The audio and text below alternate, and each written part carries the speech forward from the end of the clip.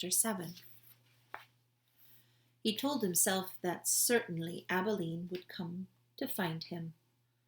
This, Edward thought, is much like waiting for Abilene to come home from school. I will pretend that I am in the dining room of the house on Egypt Street, waiting for the little hand to move to the 3 and the big hand to move to the 12. If only I had my watch, then I would know for sure. But it doesn't matter. She will be here soon. Very soon. Hours passed, and then days, and weeks, and months. Abilene did not come. Edward, for lack of anything better to do, began to think. He thought about the stars. He remembered what they looked like from his bedroom window. What made them shine so brightly? He wondered. And were they still shining somewhere, even though he could not see them? Never in my life, he thought, have I ever been farther away from the stars than I am now. He considered, too, the fate of the beautiful princess who had become a warthog. Why had she become a warthog? Because the ugly witch turned her into one, that is why. And then the rabbit thought about Pellegrina. He felt in some way that he could not explain to himself that she was responsible for what had happened to him. It was almost as if she, not the boys, had thrown Edward overboard. She was like the witch of the story. No, she was the witch in the story. True, she did not turn him into a warthog, but just the same, she was punishing him, although for what he could not say. On the 297th day of Edward's ordeal, a storm came. The storm was so peaceful that it lifted Edward off the ocean floor and led him in a crazy, wild, and spinning dance. The water pummeled him and lifted him up and shoved him back down. Help! Thought Edward. The storm, in its ferocity, actually flung him all the way out of the sea, and the rabbit glimpsed for a moment the light of an angry and bruised sky. The wind rushed through his ears. It sounded to him like Pellegrina laughing.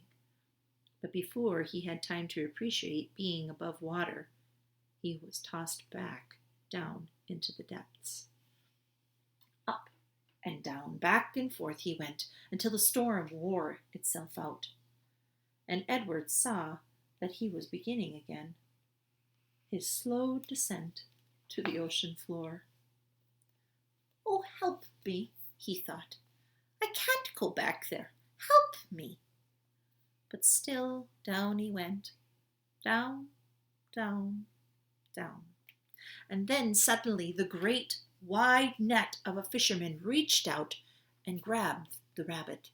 The net lifted him higher and higher until there was almost unbearable explosion of light, and Edward was back in the world, lying on the deck of a ship, surrounded by fish. Hey, what's this? Said a voice. Ain't no fish, said another voice. That's for sure. The light was so brilliant that it was hard for Edward to see. But finally, shapes appeared out of the light, and then faces. And Edward realized that he was looking up at 2 men, one young and one old. Looks like some toy, said the grizzly old man, and he bent and picked Edward up and held him by his front paws, considering him. A rabbit, I reckon.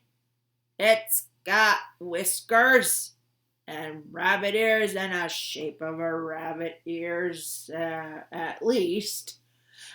Yes, sure, a rabbit toy, said the younger man, and he turned away. I'll take it home to Nellie and fix her up and set it to rights. Give it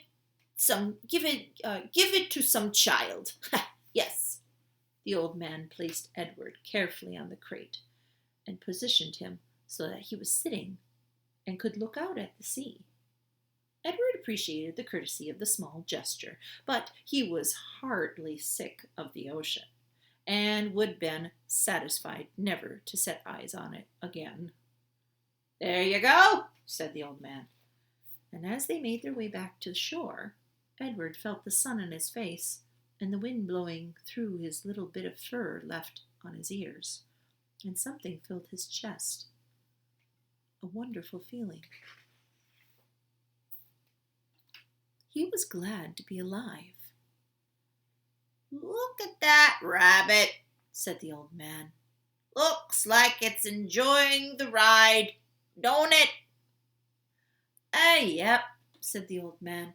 In fact, Edward Tulane was happy to be back among the living, that he did not even take umbrage of being referred to as it.